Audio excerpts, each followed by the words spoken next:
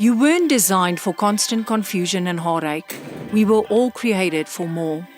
Still, families, marriages, and hearts around the world are broken. But there is one source of hope that transcends borders and unites hearts: the hope of Jesus. Because that was the only different sound in the jungle. I remember the name, Focus on the Family. So let me tell you about a little bit how Focus on the Family helped to build these 120 churches in the jungles of Colombia.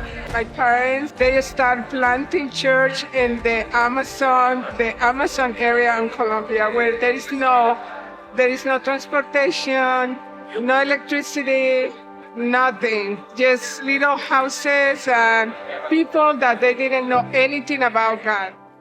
Over 1 billion people in the world today have little to no knowledge of Jesus or the gospel, and little to no chance of hearing about His saving power in their lifetime. Focus on the Family is helping to reach those people. People like Louisa and her village, deep in the jungles of Colombia. There were no other religions there.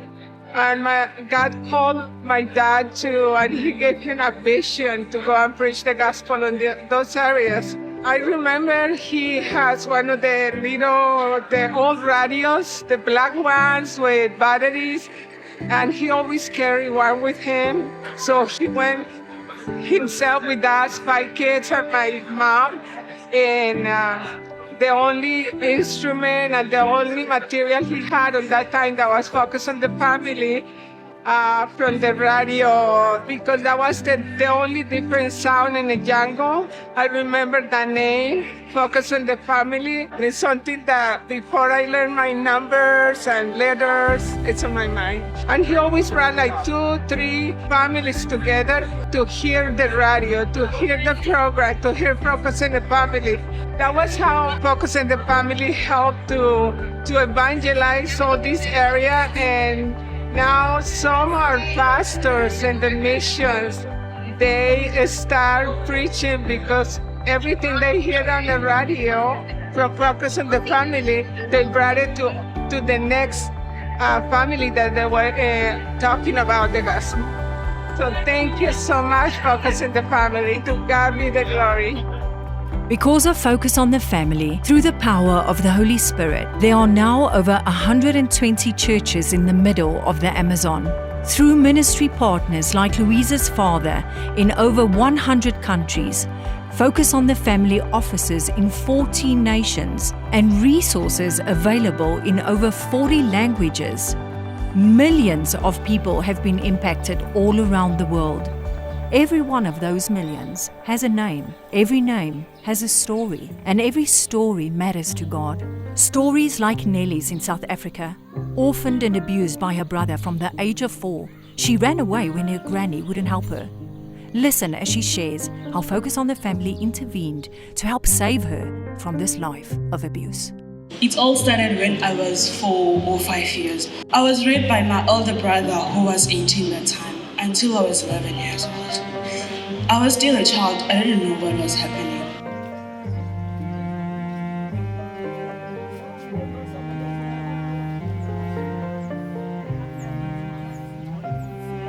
When I was 11 years old, my brother's friend came to visit. He then approached me to be his girlfriend. I refused because I thought I was too young for dating, but only to find out that it was already a setup. My brother did this because he wanted to have sex with me by force. The widespread predation of children has been amplified in Africa by the fatherlessness epidemic, AIDS, and alcohol abuse. It's common for children to raise their own siblings or live with gogos, grannies who take in the abandoned. When I was 18 years old, I had an argument with my granny. I decided to leave for a friend's place at the next door. When I got there were people who were drinking alcoholic drinks. Amongst them, there was a man who happened to be a family friend. He then approached me that there was something that I was supposed to fetch with him that he was given by my dad. Because I'm fond of him and he comes and goes to my place and I trusted him, I went with him. When we got there, he started telling me that he liked me and he wanted me to be his girlfriend. I refused because I never thought of him being in a romantic relationship with me. I took him as my father, as he is at the same age group with my father. When I tried to leave his place, he pulled me by hand and drove me to his bedroom. Then he started raping me. When I got home, I tried to talk to my granny, but she never listened. No one was listening to me because they were drunk. I decided to keep quiet until I realized that I was pregnant.